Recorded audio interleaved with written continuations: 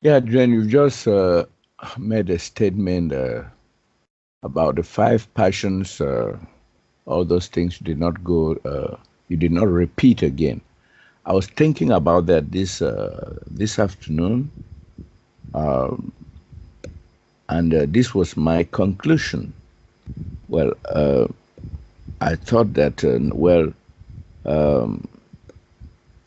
Paul Tuchel's times, he was talking about he dwelt on states of consciousness, but and these passions of the mind would deal with correlate to states of consciousness. You know, you have to manage your the consciousness to be, let me call, say, in a pure form by by trying to eliminate, to control the mind, to temper down these passions of the mind.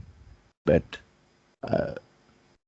then I thought that now in the new nowness, we're no longer talking about that. We are talking about the real awareness of people, which is, and the will, the real awareness is always in a universal position, and so it doesn't, it will not have anything to do with states of mind and states of which would be states of consciousness. And so I just thought that is the reason why you don't talk about this at all. Like one time, the idea you mentioned something about the ideas of forgiveness, tolerance, and all those things. You see, you did not go through. You don't mention them again because of the position we are working from. So I just thought that these passions of the mind, they're there, but we are working from a higher level, on a higher level, and even if we have not yet realized that state, but we are working on that assumption, and therefore it gives us a higher view of things. I don't know whether I was somehow muddled in my thinking, or what can you say about it, Duane? Basically, again, what Paul presented was getting through the personal self, first of all. That's why he started off with bilocation, or what really is astral projection, because it's very easy to do. And there was protection and guidance there with the boys. Many people did that simply because so they could see that they were more than a body. That was the original idea that Paul started off with. And basically so much of what he implied, yes, he talked about self-realization, God-realization, all these things, but still they're whims. They're realistically their whims. What is it, really? You know, even when Paul went through the Tiger's Fang adventure, anybody that read it at the very end, he said to Rebazar, I still have not found myself. So with all that experience into the isness, which was called God or the Sigma at the time, doesn't matter, the isness life is, he did not recognize it at that time yet. It took time for him to recognize this reality. And this is where, when he even came back from that experience, he tried to get into the church, etc. And these things, that was his relationship, that it was, oh, this was a holy religious thing, etc. Again, that was the personal self. So, yes, Paul had the awareness. That's why Rebazar gave him the experience at that time. He went through the process too. And it just had to be opened up to him. You put a low premium on the old wisdom that has propelled mankind in the past, but mainly kept him fixed in creation. However, when one listens to you talk, one realizes that you exude a lot of wisdom yourself, especially in your what makes sense statements. And I want to call this some new wisdom within creation, which is also, I call it, a form of power that you wield. For wisdom and power, I think they go hand in glove. And when you look at the tenets of the new presentation, you find that you have nobility of character, you have sincerity, you have purity, honor. You also have impeccability of intent and action. You see, so what can you say about this seeming contradiction in your rejection of all wisdom and your daily expression of wisdom, Duane? Okay, that's a good question, Charles. And yes, no, I don't reject any of these things. There's no rejection of anything. It just, it is a reference. These things are a good reference, just like what I went through with the corporation. It's good reference. And it showed me what not to do for the new nowness, you see. And so instead of new wisdom, because that's kind of like almost taking the idea of old wisdom and putting a new, a new paint job on an old car. And so I would replace that again, and this is where people have to figure it out. So the reference material is there, all right? That's what I'm writing, that's what we're talking about.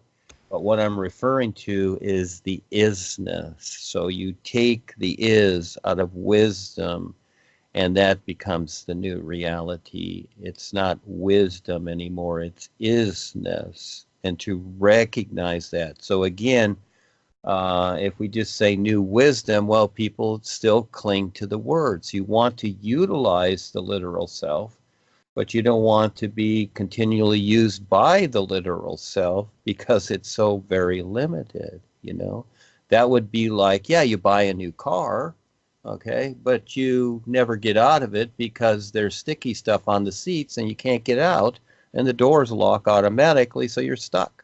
And that's what it's like with the literal self. You don't want to be stuck with it. You want to be able to get in and out of it, you see?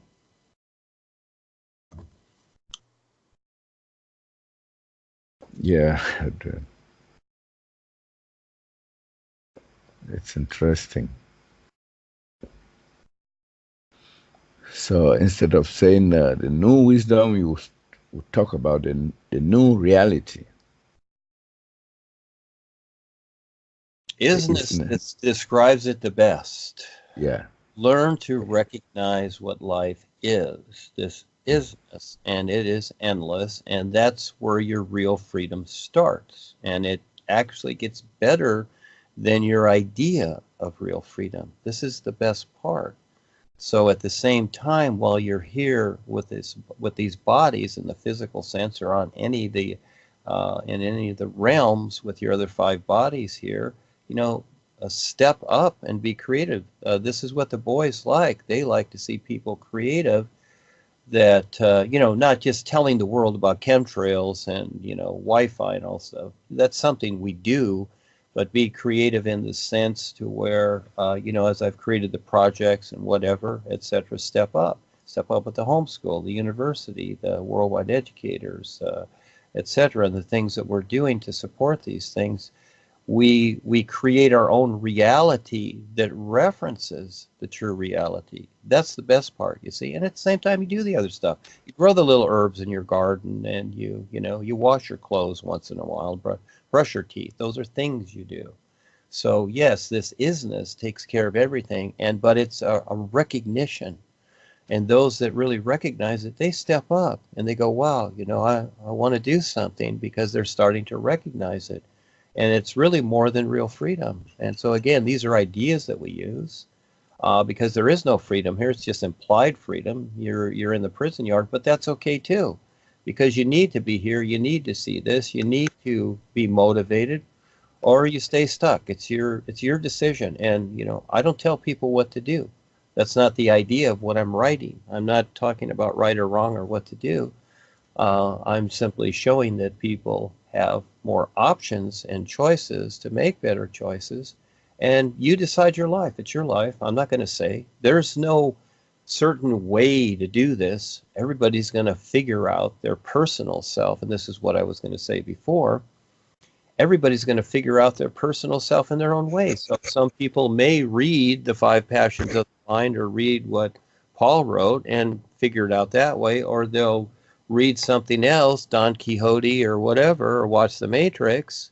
They'll figure out a lot of it that way. There's many ways to do it, but the end result is through that process of learning to better recognize this personal self and the five bodies up into your real awareness. There is the true reality life is, and then you decide when you want to take that step to see more and stand real with it.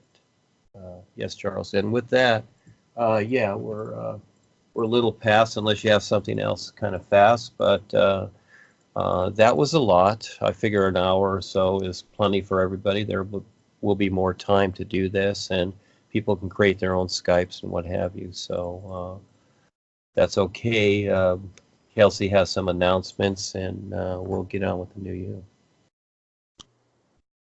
Okay.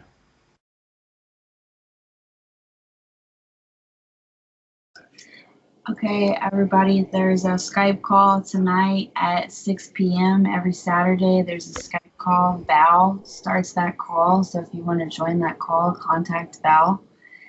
And there are radio shows during the week, so just watch any topic for those radio shows and the New Start and Facebook for those radio shows. And you can go to my YouTube channel, Kelsey Lynn Brown, to listen to the recent New Kids interviews.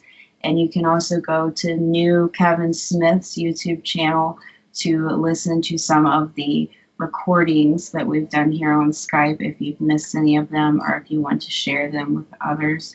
There are also article updates on wonderfulworldwideeducators.com.